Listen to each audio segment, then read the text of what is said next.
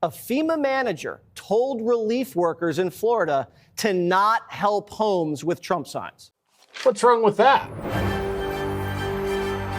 Good evening. We have some bombshell breaking news. It's come to light that in response to the devastating hurricanes last month, a FEMA official told employees to avoid helping people in homes with Trump signs. And I sincerely don't know why anyone's making a big deal of this. But nonetheless, FEMA then put on their throwing gloves and threw that official under the bus, firing her. However, she's just come forward with some damning news about FEMA. We'll hear from her in a minute, but first, the FEMA facts. Here you can see via a FEMA employee's phone the order coming down to workers.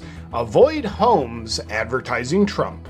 Probably insurrections in those homes, right? And here you can see the form a FEMA worker filled out about why they couldn't access a property to help the people that lived there. Trump sign, no contact per leadership. Well, here's a fact check for you. Trump signs tend to be pretty big in Florida, making it kind of hard to get through the front yard. But the plot thickens like the blood pressure of a P. Diddy party goer now that Trump's in office, because FEMA fired the employee, Marnie Washington, that made up these discriminatory orders that were pretty good. However, Marnie has just come forward with a bombshell whistleblowing interview where she claims that these orders weren't made up by her. Avoid helping Trump supporters was a policy that came from FEMA itself. Take a look. So this is not isolated. This is a colossal event of avoidance, not just in the state of Florida, but you will find avoidance in the Carolinas. Senior leadership will lie to you and tell you that they do not know.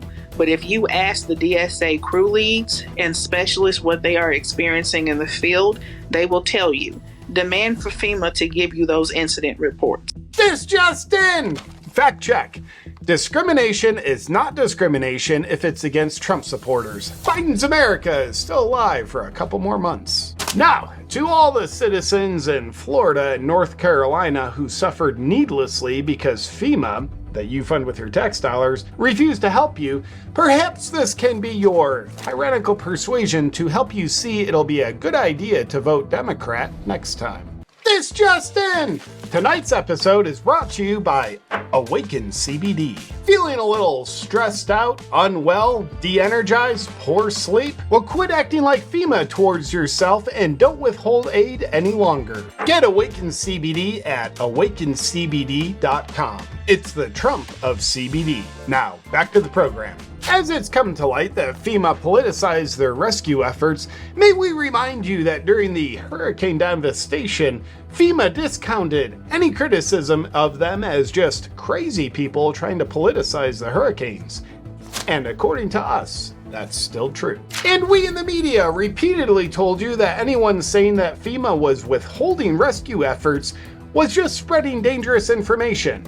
And according to us, that's still true. Meanwhile, in light of this bombshell news, Governor Ron DeSantis has launched an investigation into FEMA. And if you're not a fan of presidents dismantling and overhauling corrupt government agencies, then we send you our condolences on Kamala's loss, because Trump's taking office.